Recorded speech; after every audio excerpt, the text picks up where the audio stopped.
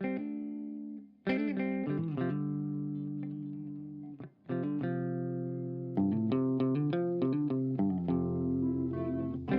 calls for the previous owner, who turned out to be my shitty manager. This is gonna be a long one. TLDR at the end. This could also go in AITA sub. You guys decide. Names have been changed to keep anonymity. Mobile phones became common in my country around 2004, just as I finished high school. My parents bought me my first phone, a second-hand Nokia. It was bulky and basic, but I promised myself that someday I'd buy a new phone with my own money. When college started, I had a 2-hour daily commute. In high school, I had excelled academically and won several district-level awards. These awards were being distributed during my first year of college.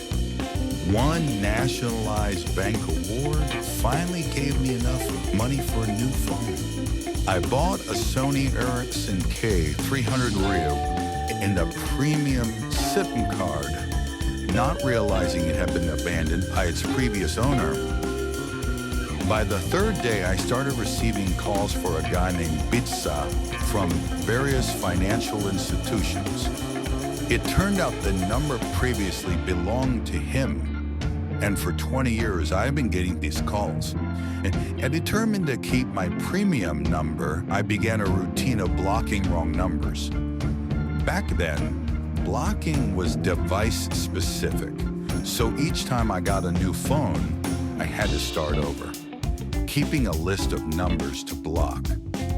I got my first job after graduating in 2009. Around 2010, I was assigned to a new project with a notorious reputation for burning people out due to a nefarious project manager named Bitsah. I didn't know his full name for quite a while.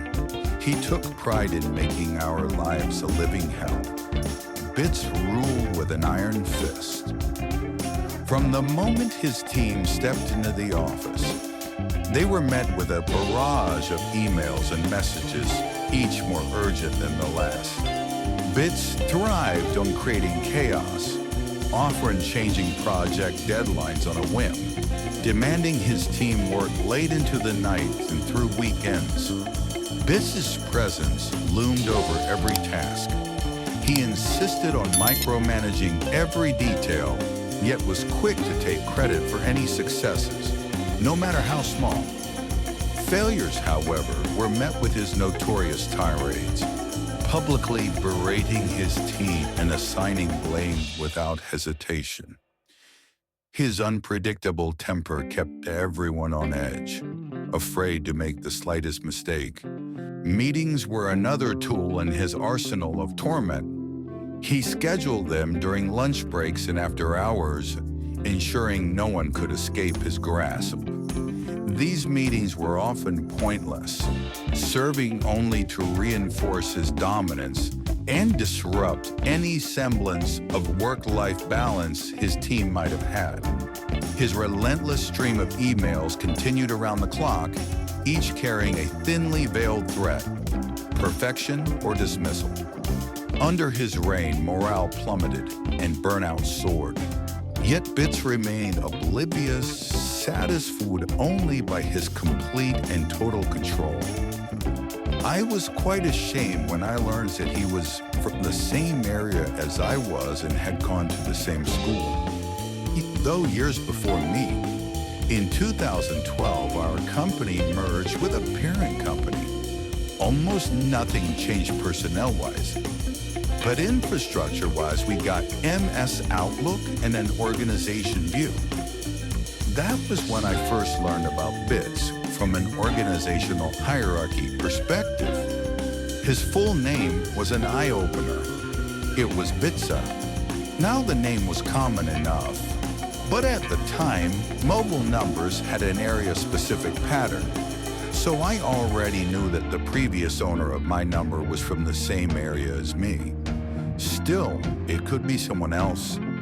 I wanted to dig deeper.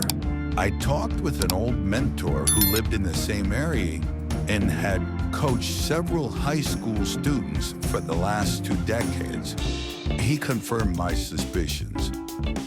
I won't go into the details, but it was evident that Bitsah and Bits were the same person. I had been quite pissed with this unknown person named Bitsah for almost a decade by then, and Bits had been the bane of my and several others' existence for quite some time. This is where the revenge lies. First, I unblocked all the numbers in my phone. I was getting 5 to 6 calls daily on average, but after unblocking about 150 numbers, it increased to 15 to 18. My answering strategy changed drastically. Instead of saying wrong number, I politely explained that the owner had changed his number and provided his current number to update their database. This is where I could be the Sure, I also volunteered his manager's number in case he tries something else. The fallout was epic. These people had been trying to find him for almost a decade.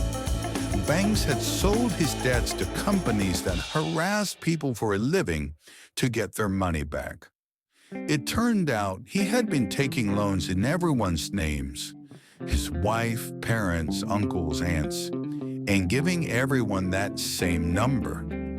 He was evading credit card debt and loans of upwards of $200,000, equivalent in USD, but it's a shitload of money where we are from.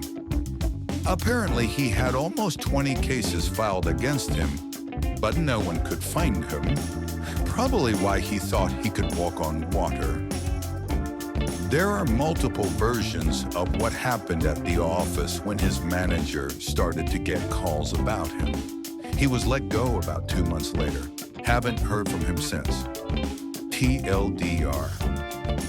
Previous owner of my number had duped several financial institutions. He later turned out to be my shitty boss. I informed the banks of his new number and his manager's number, leaving his career in shambles.